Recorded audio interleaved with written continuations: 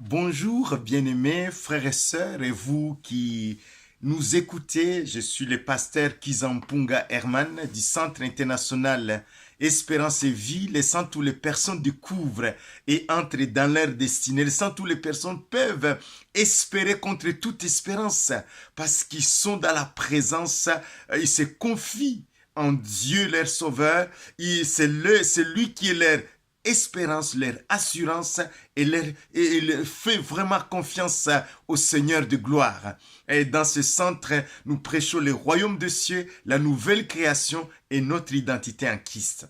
Nous continuons notre épître aux Hébreux. Nous vous rappelons que cet épître a été écrit principalement aux chrétiens, adressé aux chrétiens d'origine juive qui voulaient retourner au judaïsme.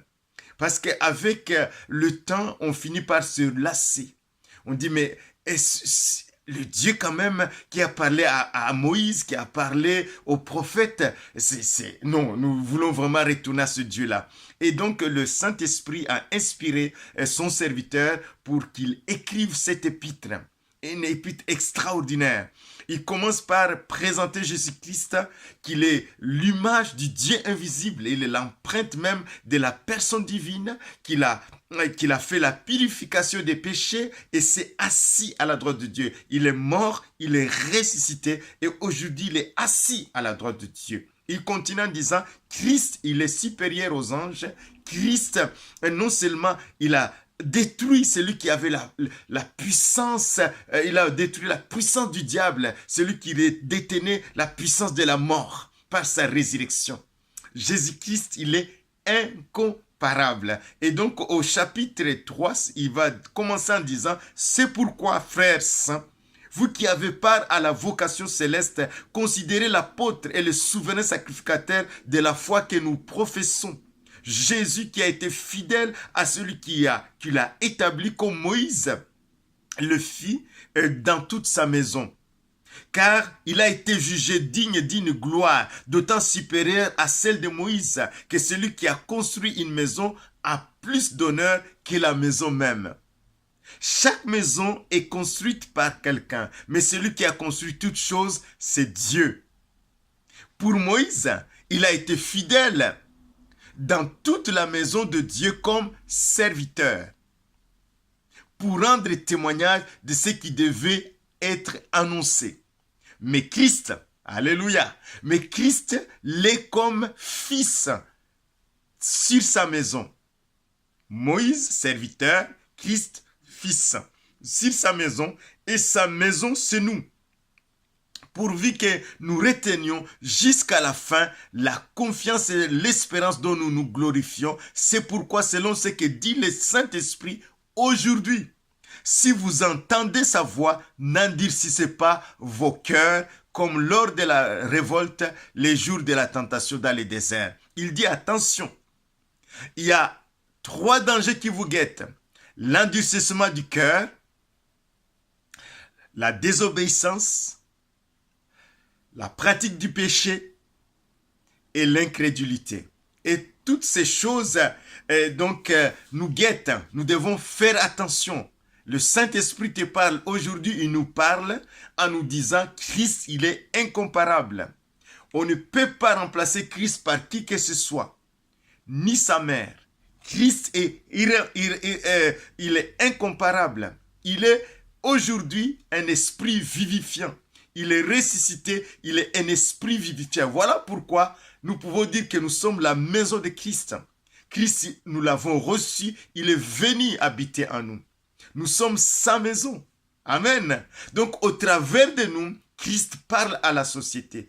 Au travers de nous, Christ parle aux personnes. Au travers de nos mains, Christ guérit les malades.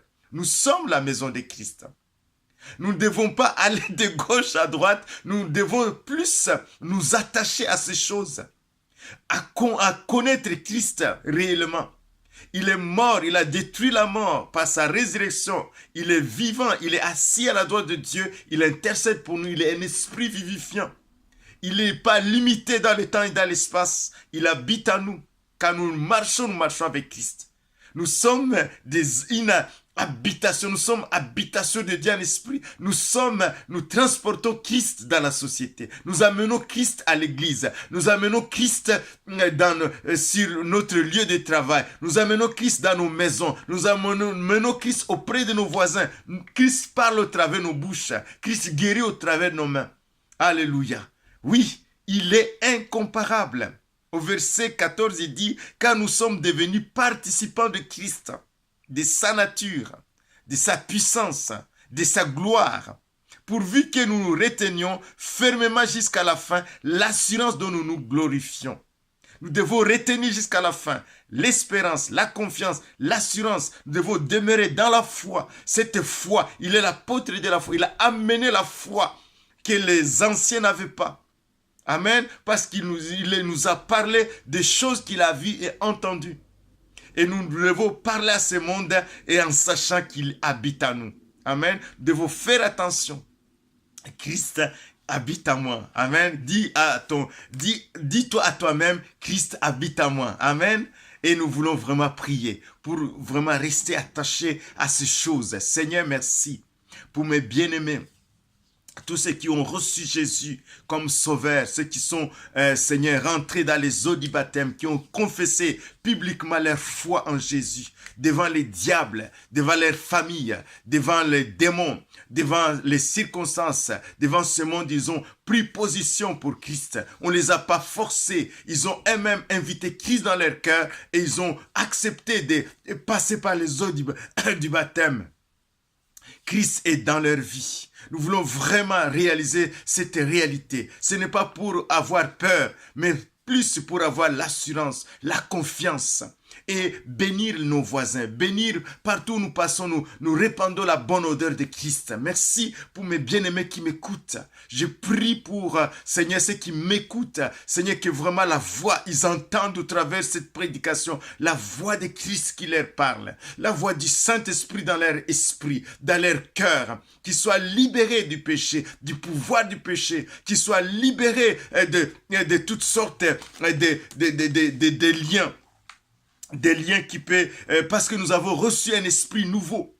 Nous avons un esprit nouveau qui contrôle nos émotions, nos pulsions, nos paroles et nos humeurs. Amen. Afin d'avoir une foi inébranlable dans cette génération.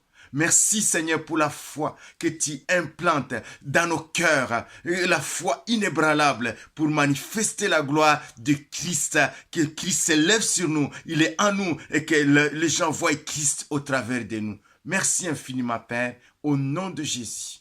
Amen. Soyez bénis mes bien-aimés et à bientôt pour le chapitre 4.